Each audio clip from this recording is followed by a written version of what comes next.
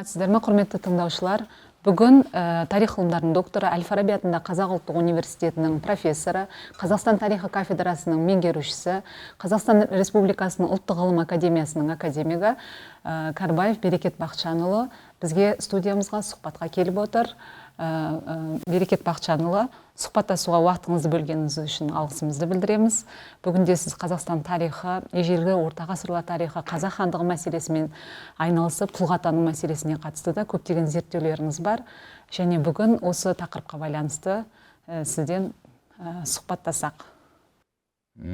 Келісімді берем. Қош келдік.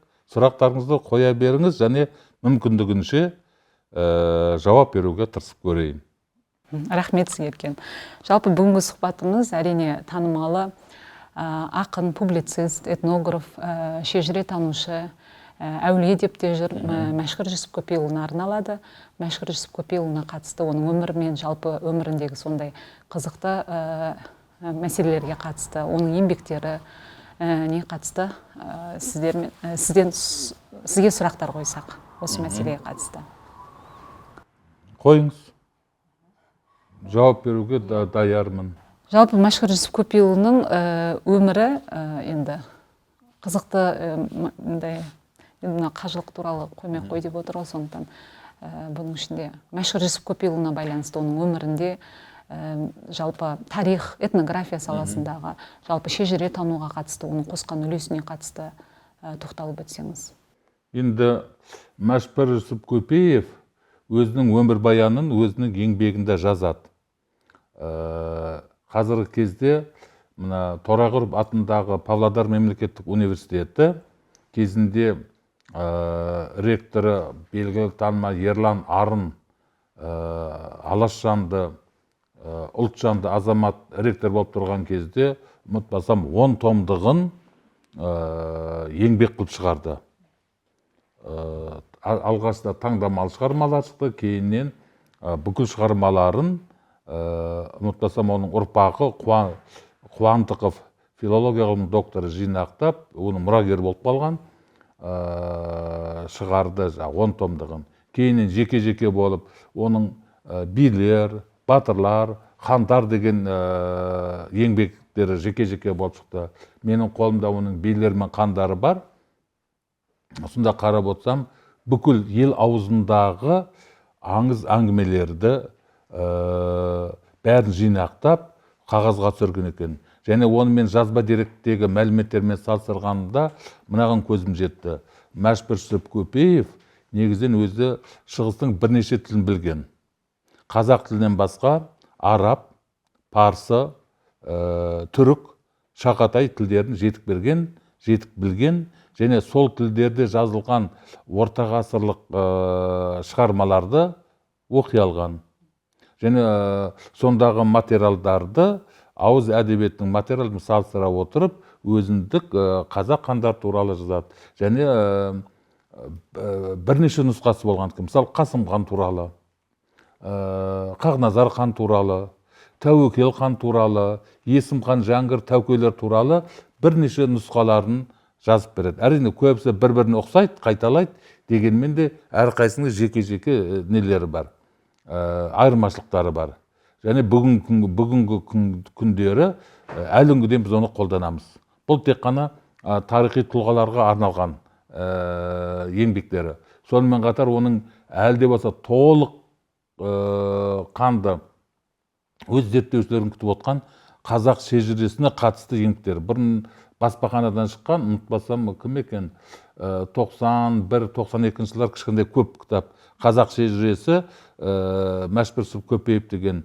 Ал ол кәдімгі қарап отырсақ, толыққанды деп айтуға болмайды, енді мүмкіндігінше орта жүздің. Оның ішінде өзінің ұруы арғын болғандықтан, арғынның ішіндегі өзіне тарайтын аталасын, өзіне тарайтын тармақтарды кәдімгідей тарихи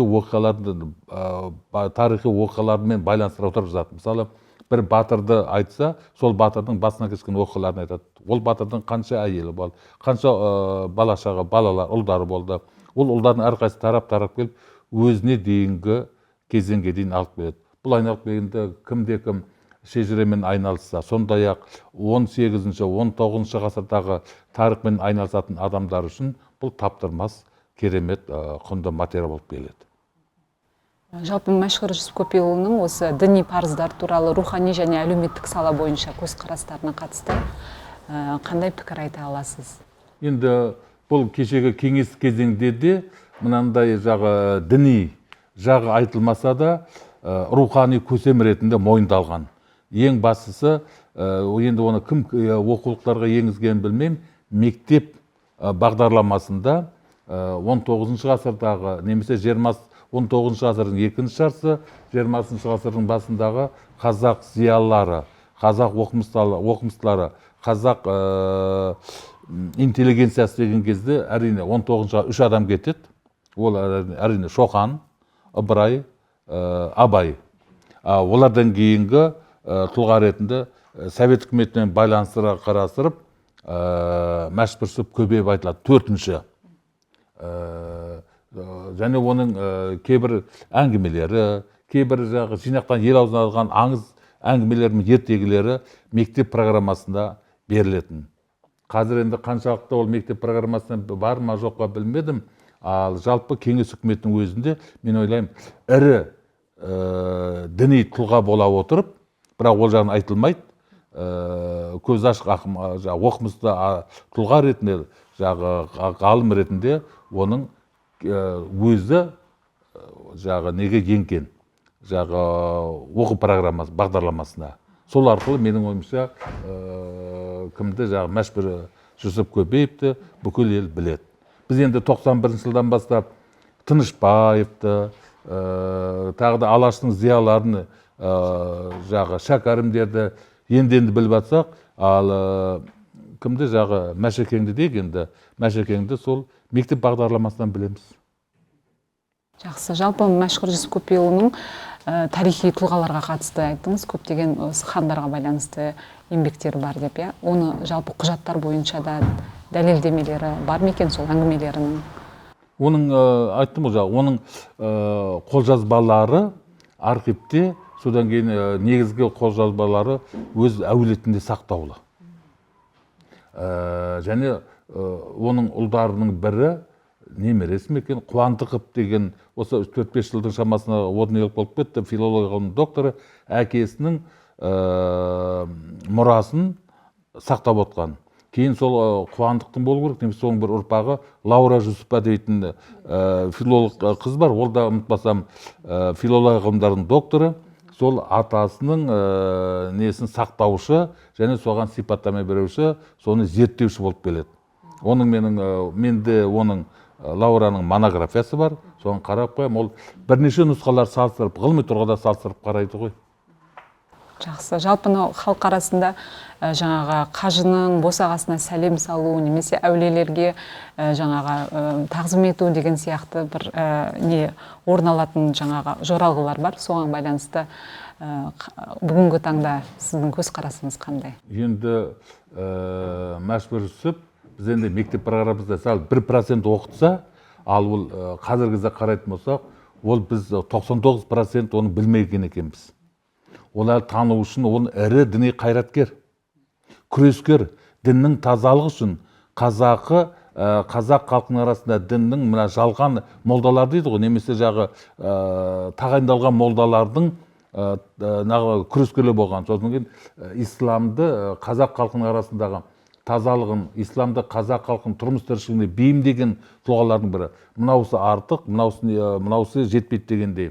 Бұл өзі Орта Азиядағы Бұхара, Самарқан жақта діни академияны бітірген. Білесіз бе? Діни академияны бітіру деген сөз, менің ойымша, қазіргі кездегі университеттің білімінен бірнеше есе жоғары. Өйткені діни білімде мынандай курстар бар. Бірінші әдеп дейді, әліп дейді. Діни біз көп жағдайда менсінбейміз діни білімді. Біздің көз алдымызға діни білім десе, молданың алдында 10 шақты бала, құр жаттау, сосын молданың киіз үйде дөңгеленіп отырады, молданың қолында ұзын таяқ деп оны аламыз. Бұл біздіңше айтқанда нөлевой мектепке дайындық. Ал таза түрдегі мына мұсылмандық білімде бірінші саты ол әліп дейді. Әліп деген сөз а. Енді алиф деген ғой. Бірінші қазіргі тілім әліппе. Орысша буквар дейді. Ал екінші сатысы кім? Абжат. Абжат деген ол математика.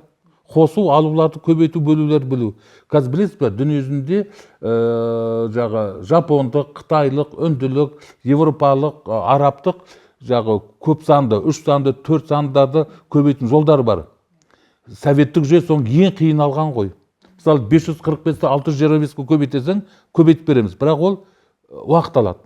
Ал оның жапондық, корейстік, қытайлық оп-оңай жолдары бар. Сол сияқты мұсылмандық жолдары бар екен. Біз советтік жүйе соның ең қиын алған. Әрине оны алғыр балдар тез меңгеріп алады. Ал математикаға ебі жоқ балдар басын қасып тұрады. Міне бұл мұсылмандық абжат. Одан үшіншісі әдеп дейтін бар. Әдеп деген қазір тәрбие ғой. Ода сондай сабақтардың бірі әптиек дейді. Әптиек деген сабақ ол Құранды оқытады. Нені біліп алғаннан кейін жазуды, есепті, әдеп білгеннен кейін ары қарай Құранды оқып аласың. Сонымен қатар кең тараған араб тілін, парсы тілін және түрік тілін білуің керек екен. Неге біз 20 ғасыр басындағы қазақ зиялыларының бәрі Шәкәрім де, Мәшекең де, Абай да бәрі араб, парсы, түрік тілдерін білген дейді. Ойлап қоймасын, бұлар қазір университет бітіргендердің өзі араб, парсы, түріктерін онша біле бермейді. Сол кездің өзі бұдай біліп алған. Тіпті мынандай естігенмін әңгімені. Қазіргі Ақтөбе қаласындағы университет Құдайберген Жұбанов атындағы. Сол Құдайберген Жұбанов осындай білімнен кейін Петербордағы императорлық университетке барған екен. Шығыстану факультетін. Сол оқуға түспей тұрып, бағдарламаны қараса, араб тілі, парсы тілі, түрік тілдері тұр екен, айтты. Мен бұлар бәрін білем ғой. Неге оқимын? Сөйтіп ректорға хат жазыпты, өтініш. Мен бұлар тілді білгендіктен маған дипломды бірден беріңіз деп. Ректор комиссия құрып тексерткен. Шынында да Құдайберген Жұбанов сол тілдерді біліп тұр екен. Дегенмен де оқиды. Сол кезде экстерн дейтін бар ғой. Жылдан ба шұғыл дейтін. Сөйтіп бірнеше курстар өтіп кетіп тез бітірген. Жап-жас кезінде қаншама тіл білген, және өкінішке орай ол тағы да болған тірі болса сталиндік құрбанды, саяси қуғын-сүргіннің құрбаны болмаса, ол қазақ халқына қаншама дүние берген болар еді. Бұл тек бір ғана адам. Ал Мәшекең де сол жолдан өтіп, діни білім алса да, Бұхарада академияны оқыса да, соншама жан-жақты білім алған. Мысалы, медицина дейтін не бар, оны ұмытпасам, оның медицина деген 4-5 пәнінің ішінде ең бірі. Далада өсетін шөптерден қандай дәрі-дәрмек жасау болады, ауырған адамдарды қалай ауруын анықтау болады, қалай емдеуге болады. Сосын астрономия, ол күн, ай, аспанда кеңістік, жұлдыздар туралы онда не бар? Яғни 12 сатылы білім. Бұл сонда мұсылмандық білім беру жүйесі дейді. Соны біздің кімдер бітірген? 19 ғасырдың соңы, 20 ғасырдың басындағы зиялы қауым өкілдері соны бітіріп барып, содан кейін Европаша білім алған. Мысалы, бұларға сабақ берген шоқанда айтамыз ғой, 12 жасында барып, Омбыдағы кадет корпусына барып, сонша тез үйреніп алды деп. Оның өткені білімі 12 жасқа дейін ауылдық молда медресені алып, оны қаланып қойылды. Ал біз оны кейде дейді талант деп атаймыз, кенеттен пайда болған жоқ. Олар мұсылмандық білім жүйесі, сол кездегі ана білім жүйесін артық болды. Ал несі пайдалануы болмады. Қолданысы, практикалық несі болмай қалды. Өйткені билік жүйесі Ресейде болды. Билік жүйесінің қолдануы әкімшілігі сонда болды. Ал біздер тек қана білім жүйесі орта ғасырлық деңгейдегі, орта ғасырларға сай келетін мұсылмандық білім жүйесін. Соның бірі алған, және соны арқылы енді кітаптарын жазған, ел арасында мұсылманшылықтың парыздарын, елдің арасындағы адами қасиеттерді, ұлттың жақсы айтады ғой, өмірдің өзі екі неден тұрады ғой, плюс-минус деп. Сондай плюс өмірдің оң жағымды жақтардың бәрін жергілікті халықтың арасында нағылған екен, дамытқан екен. Мысалы, соның бір несі айтайын, оның күрескерлігі мен естігенім.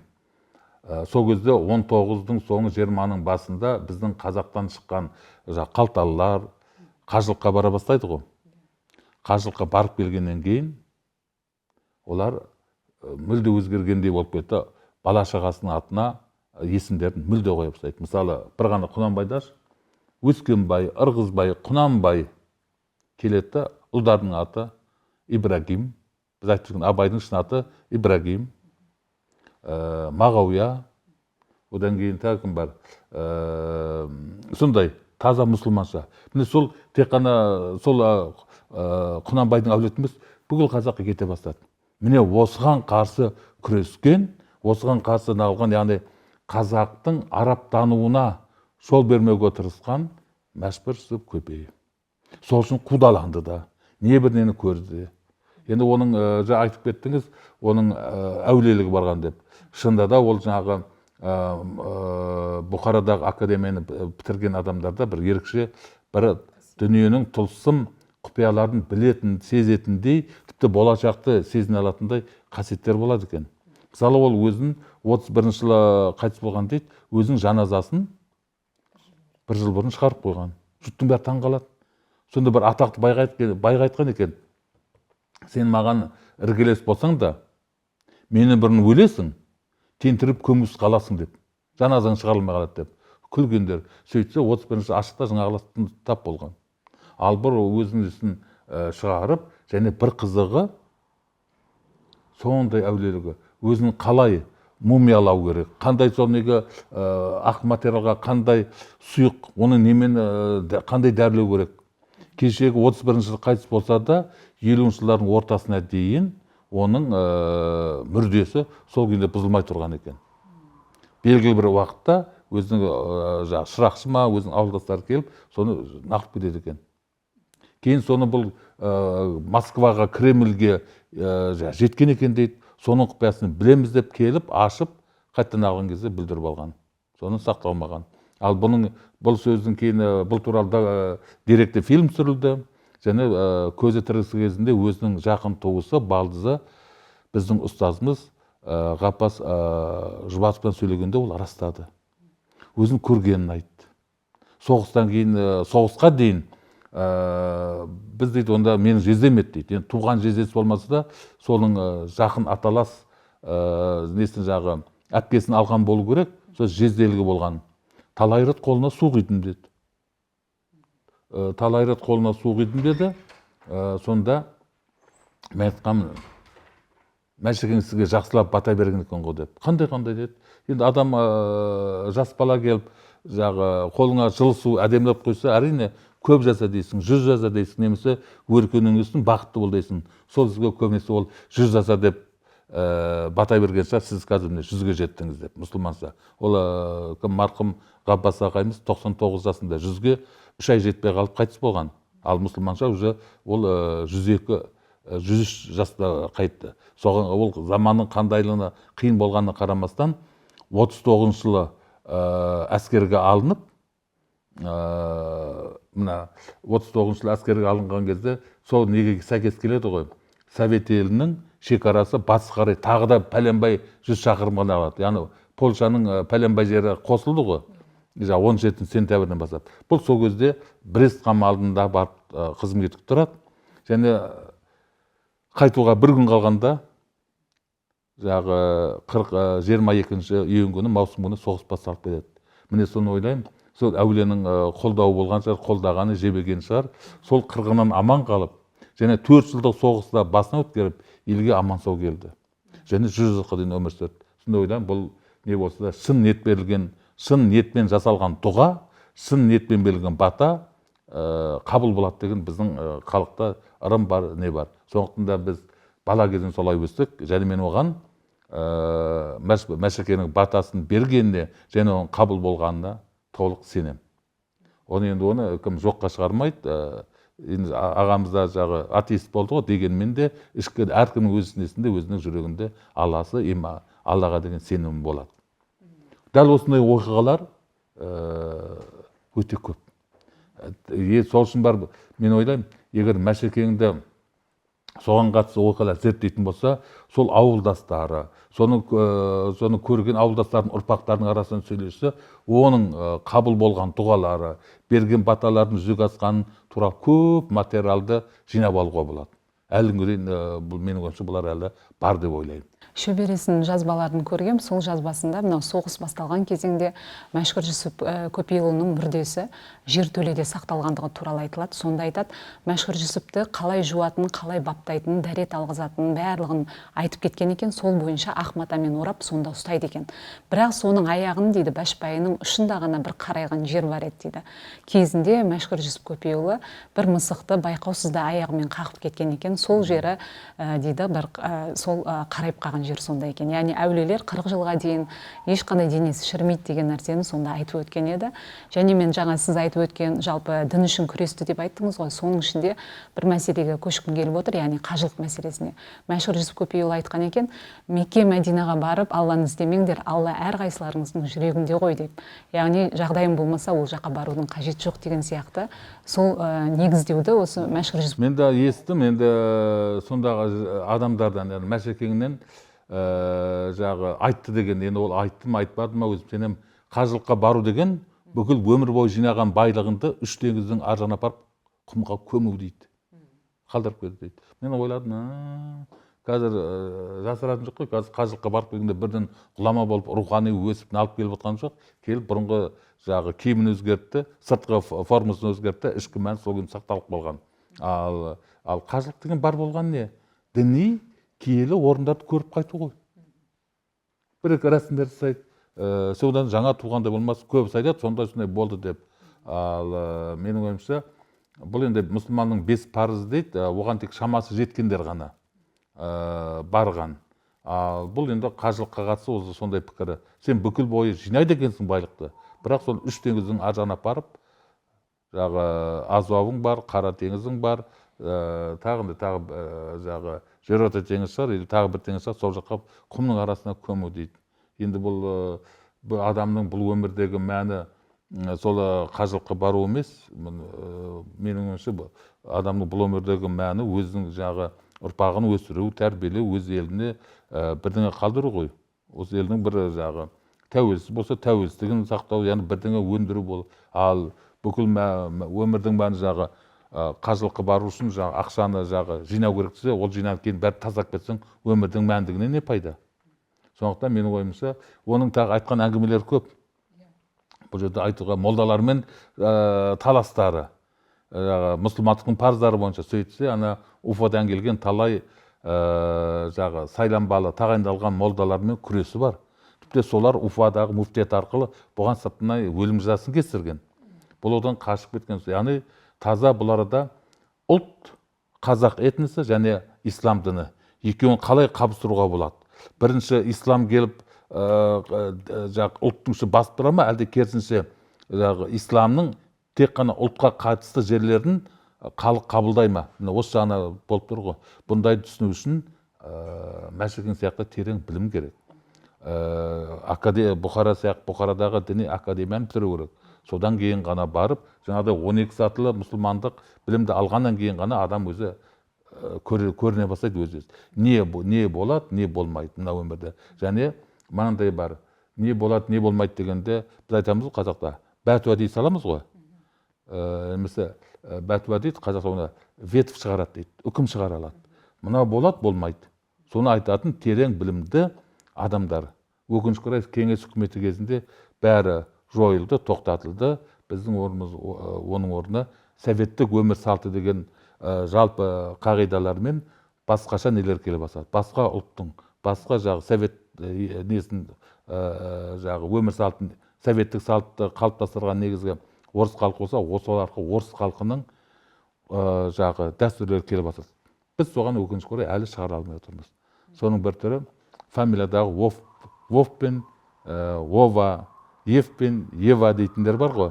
Бұл тек бері көрініп тұрған жағы. Ал әлде болса бірнеше ғасыр бойы қанға сіңдірілген нәрседен құтылу бір-екі күнде, 30 жылдың өзінде оңай болмай отыр.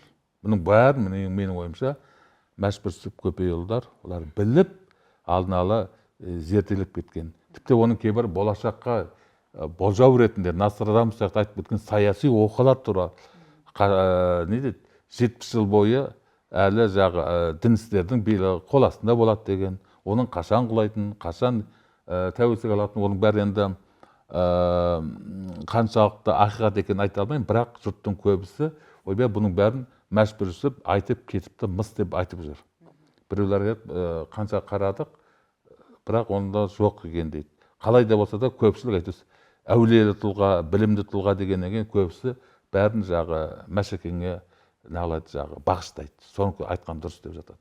Кезінде осы Шәкәрім Құдайбердіұлымен де кездескенде оны айтқан екен ғой, енді сенің өлімің адам қолынан, менің өлімім өзім, екеуміз бір жылда өлеміз ғой деген болжамды айтып кеткен дейді. Даже мындай да бар ғой, Абаймен кездескенде Абай оған бақыт деген не, тозақ деген не, жұмақ деген не дегенде, сонда Мәшбүрсіптің айтқаны болған, жұмақ деген ол әйелің жақсы болса, сенің жұмағың. Әйелің жаман болса, ол саған тозақ деп, соны өлеңдетіп қарапаймен. Яғни мұндай анау Алтын Ордадағы кім бар ғой? Жәнібек пен Қарашаш пен Жиреншенің арасында не бар ғой? Күннің өлгеніне, таудың өлгеніне, ананың өлгеніне, оның бәрі айтып жатады. Дәл осындай біздің ұлы дала деп айтайықшы, қазақ даласында өте білімді адамдарға қойылатын сұрақтар болады. Ал оны сол бір сөзбен, бір шумақ өлеңмен, бір мәтелдермен жауап қайтарып жатады. Және өте түсінікті қылып. Бұндайда Сырымдатұлы, одан кейін батыста болса, мына жақта оқыған Мәшекең 18-17 бұл жалғаса береді. Яғни бұл қазақ өмірінде осындайлар көп. Өкінішке орай көбісі қағаз бетін көрмегендіктен біз де қана кейбір қоспалармен, кейбір толықтырулармен, өзгертулермен әйтеуір бүгінге дейін жетіп отыр. Түбінде соның несі бар. Ал бұндай жағдай айтайық, Мәшбүрсіп көпейіптің бұндай ұлағатты, өсиетті, өнегелі, мәнді сөздері, ұтымды айтқан сөздері өте көп. Жалпы жаңада айтып кеттіңіз, енді орта ғасырларда жалпы орталық Азияның Оксфорды мен Кембридж деп аталатын Самарқан, Бұқара сияқты елдерден білім алған, тәрбие алған, сондай 12 жылдық сатылы білімді алған осындай тұлғалардың артта қалдырған өте күшті мұралар өте көп дейді. Соны бүгінгі таңда 20 томнан аса Мәшбүрсіп көпейұлының кітабы шыққан дейді. Осы кітаптың жалпы тарихи тұрғыда ол талданып, өзінің бағасын алды ма екен осыған байланысты? Тек қана ұмытпасам, оның 20 том деп отырсыз, мен тек қана 10 томны көрдім, менде бар, болды 10 томы. Маған Павлодардан әріптесім Арман Акишев дейтін біздің қатар оқыған, ұмытпасам, біздің кафедраның меңгерушісі болған профессор Дина Исабайқызы Дулатованың кандидат қорғаған, сосын Павлодарда проректорға дейін өскен, қазір ұмытпасам, сол Павлодар қаласында облыстық архивтің немесе облыстық бір мекеменің директоры. Сол кезінде маған 10 томын жіберіп еді. 10 томдығын былай подарка ретінде, сыйлық ретінде. Мен олар қарадым, соны таң қалдым. Ал сонда айтқандығын, соңында бір несі сөзі бар, кіріспе демеккен, бұны зерттеу әлі жалғасып жатыр. Яғни оның қолжазбалары өте көп сияқты. Ал тек қана енді оның бәрін Мәшекеңді бір күнде зерттеу, бір жыл тақырыппен зерттеу мүмкін емес. Оның деректанушылық жағы, оның еңбегінің шежірелік жағы, оның философиясы, оның діни көзқарастары, оның сол кездегі өмірге қатысты, оның өнегелі сөздерін, оның ұлттық тәрбиеге қатысты жеке зерттеу керек сияқты. Сонда ғана оны терең түсінуге болады. Әзірге біз тек қана оны бәрін жинақтап бір немен айтып отырмыз. Ал мындай есіме келіп отыр, Мәшекеңе қатысты, шежіреге қатысты. Әр заманда да қулар болған ғой. Бұл шежірені жақсы білген, әсіресе арғының шежіресін өзінің ұруы ғой. Содан бір қу айтады екен, Мәшеке, мына арғыннан мынаған дейін айттың, шежіредің ар жағында кім бар дейді. Арғынға дейді тіреп тұрдың. Арғыннан кейін кім бар дейді ғой. сөз ары қарай көп сұрақ қоя бермесін деп мәшек оны бір сөзбен нүктесін қойған екен. Арғынан ары барсаң адасасың, басың жетпес бір бәлеге тап боларсың. Ол кезде мен де жоқпын, сен де жоқсың, неменеге басыңды қатырасың деп бір шумақ өлеңді. Содан кейін бастап жаңағы қу тілді кісі бұның мазаламайтын болған екен. Ол әрине сол кездегі жағы ғылым мен білімнің орталығы ғой. Ташкентің бар, Самарқан бар, Хиуаң бар, Бұқараң бар. Сондағыларды енді бос болған жоқ, талант болғаннан кейін сондағы барлығын қарады, меңгерді. Өзіне жағы керексен конспект емес ғой. Солардың бәрін жазып алды дорба-дорбалармен. Сонымен жүрді. Тағы да сол кездің адамдардың бір ерекшелігі миларының бүкіл нені жаңағы ақпаратты жиып алып, жаңа компьютердегі файл сияқты бәрі сақтап қоятындығы. Және оның бәрін жағада қосымша шыққан кітаптары, кітапханасы. Әйтпесе қанша білімді жаттап алса, сонша дүниені бір баса сақтап жүру қиын. Сондықтан менің ойымша ол көп кітаптар жинап, өзінің мәшбүрсіз көбейтін өзінің жеке кітапханасын қалыптастырған деп ойлаймын. Сонда барлық ақпараттар бар, болу керек. Сол немересінің жазбасында да айтады. Лаураның ба? Жоқ, тағы да бір. Мен білетім, Лаура Жүсіпова деген. Қазір мен Шығыстану институтында ғой деймін, Бағдат деген сол кісінің жазбаларын қарап жүрмін. Онда айтады, жалпы Мәшһүр Жүсіп Көпейұлы қайтыс болған кезеңде оның бүкіл мұрасын жинап алуды тапсырды дейді. Өйткені адамдар оның әулиелігін біліп, әрқайсысы өзі тәбәріктеп алып келеді. Сондықтан бір шамасы теберіп кетіп қалған, бір шамасы қалған деген сондай бір әңгіме бар екен. Берекет Бақытжанұлы, жалпы осы кіші жүз, орта жүз, ұлы жүз деген терминдерге байланысты көзқарас көп. Әлі бүгінгі күнге дейін зерттеліп жатқан тақырыптардың бірі. Осы терминдерді орыс тілінде айтқан дұрыс па, немесе жазған дұрыс па? Осыған қатысты сіздің көзқарасыңызды білгіміз келіп отыр. Біріншіден әрине дұрыс айтасыз, қазақ тарихында, отандық тарих ғылымында жүздердің пайда болуы туралы, және олардың атаулардың, 300-ге қатысты атаулардың пайда болуы туралы әлі күнге дейін толыққанды бүкіл ел, бүкіл ғылыми орта мойындаған ортақ тұжырым жоқ. Өкінішке орай әркім әрі қарай тартады. Кіші жүз, орта жүз, ұлы жүз дегенде, мысалы, жүз деген сөз, мен өзім жеке пікірім айтсам, жүз деген сөз бұрынғы ұлыс деген сөздердің мұсылманданып бізге мойынды қабылданған бөлік деген сөз. Яғни қазақ хандығы толық құрылған кімнің Қасым ханның кезінде қазақ халқының этникалық аумағының қалыптасуы болды, жүзеге асты дейміз. Сол кезде ондай соншама аумақты басқарып отыру үшін әрине территориялық принцип бойынша не керек? Баяғы ұлыс керек болды. Алтын Ордада ұлыс қолданғандығын. Енді ұлыстан гөрі соны ислам діні ағылды, енді біздің күнделікті өмірге сіңді. Сондықтан жүз деген сөз джуз, бөлік дегенді білдіреді. Яғни кіші бөлік, орта бөлік, үлкен бөлік дейді. Ұлы дегенде дұрыс емес. Үлкен, орта, кіші дейді. Ал енді осының терминдердің шығуы тағы да бірнеше бар, пікірлер бар. Онда сол бөлікті басқарған қазақ хандарының ұрпақтарына байланысты дейді. Мысалы, Қасым ханның, Жәнібек ханның 9 ұл болса, соның үлкен ұлдары бар, орта ұлдары бар, кіші ұлдары бар дейді. Солардың ұрпақтары басқаруына байланысты ана балдар, яғни кіші ұлдардың басқарған бөлігі кіші жүз деп, ортаңғы ұлдардың басқарған өкілдері орта жүз деп, сондай беріш бар, сондай нұсқа бар. Мен және ішім толық қабылдамасам да, ішім солай қарай бұрады. Ал қалған түсіндірулерге көңілім толмайды. Қайдағы бір аңызға, тіпті ешбір қисынға толмайтын нелер айтады.